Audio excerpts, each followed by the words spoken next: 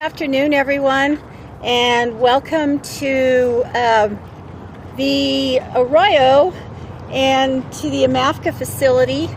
I'm Counselor Cynthia Borrego, City Council President, and today we're here to talk about Bill number R21-188. And R21-188 is basically a bill that initiates a study to protect people who are living, working, and playing in the arroyos. And basically what it does is it is a public safety initiative that is sponsored by the city. And today I want to thank Mayor Keller, who's going to speak next. And we were looking for funding for this particular bill to initiate this study that would be a joint study with an existing task force that is already in a public safety improvement task force for the arroyos, and it's designated for that. But what it does is it designates $30,000, which the mayor's office helped us to find, and we're very thankful that we were able to find this funding for this study to help with our task force. Today we have a list of guest speakers that are really working hard to ensure that we have public safety in mind when especially in times like now, when we have the monsoon season and these arroyos, the water starts to flow pretty swiftly, and people have a hard time getting in and out of the arroyos. And unfortunately, in the last few weeks, we've lost some lives in Albuquerque. And, you know, as I said before, one life is too many lives to lose. So we have an issue where the homeless are living in the arroyos. We have people playing in the arroyos. And we also have, the safety in mind for our workers who, a lot of our workers are working in the arroyos as well. So this funding is really going to be helpful in our moving forward. With that, I would like to introduce our mayor, Mayor Tim Keller, who helped us find this funding. Mayor Keller. Thanks. Well,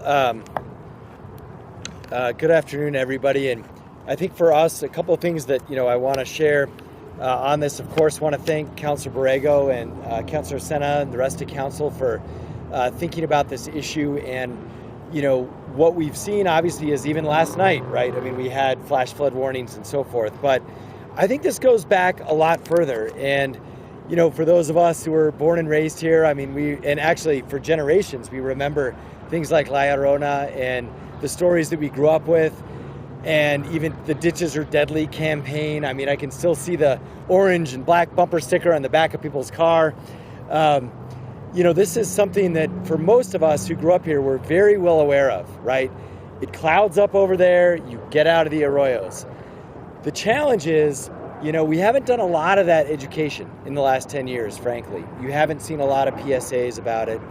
And also that methodology of dealing with this challenge is very outdated. I mean, when you think of golf courses and that tornado siren that goes off, when you think of a lighting system, when you think of the emergency texting apparatus, these are all things that it's time to revisit. It's been 10 years or so since we've looked comprehensively with our partners about how we deal with this. And I mention partners because it's also important to know that we have a wonderful set of government organizations that actually work on and in our arroyos and ditches. We've got AMAFCA, of course, their building's right there. They're famous for the tumbleweed snowman, but they, of course, are the flood control management authority for this region. And we also have the Middle Rio Grande Conservancy District, which does, the ditches, especially down by, around the river. So there's a lot of entities that have to deal with this.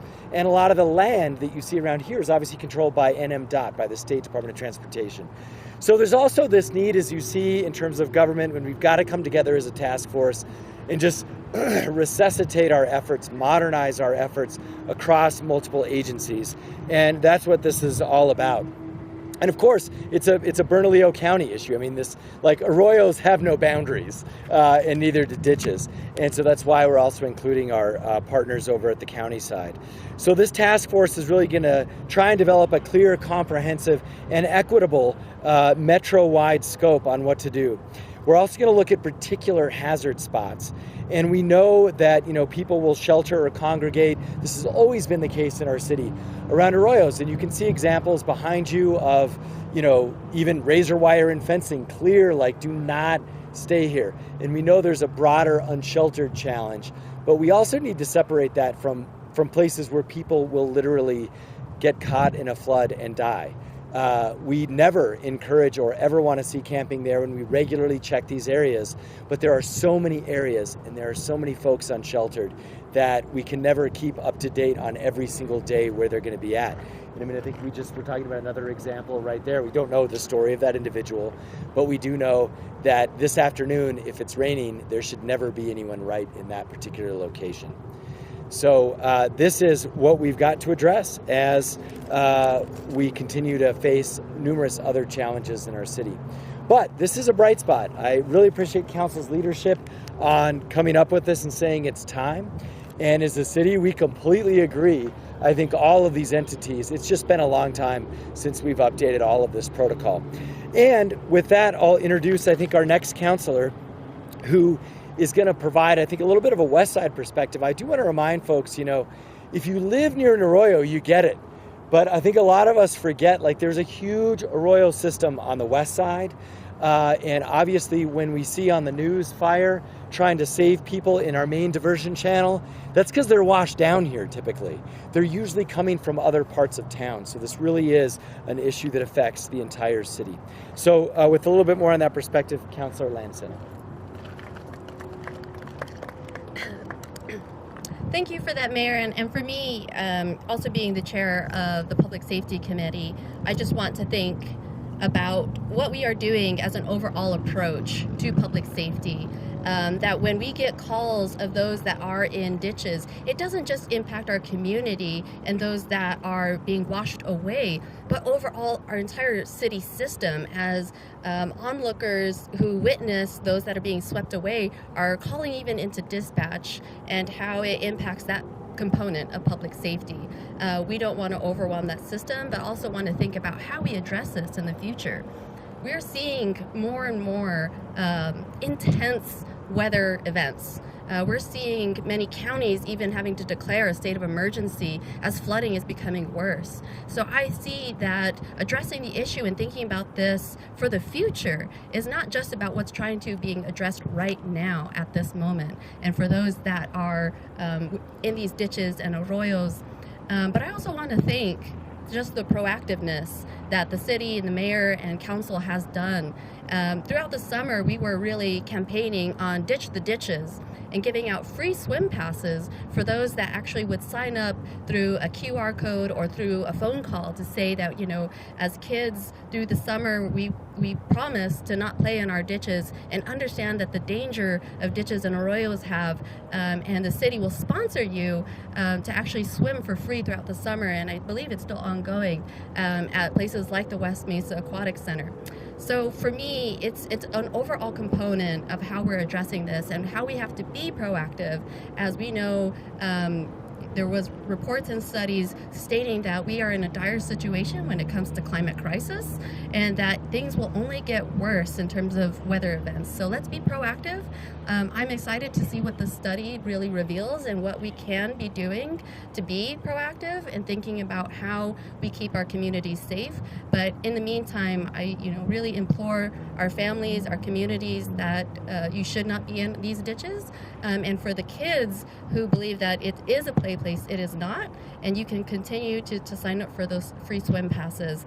And as the mayor said, this is a citywide issue and even county and beyond. So as we think about this overall as a state and how we're trying to address this, I look forward to some of the measures that the study will reveal. So I appreciate that.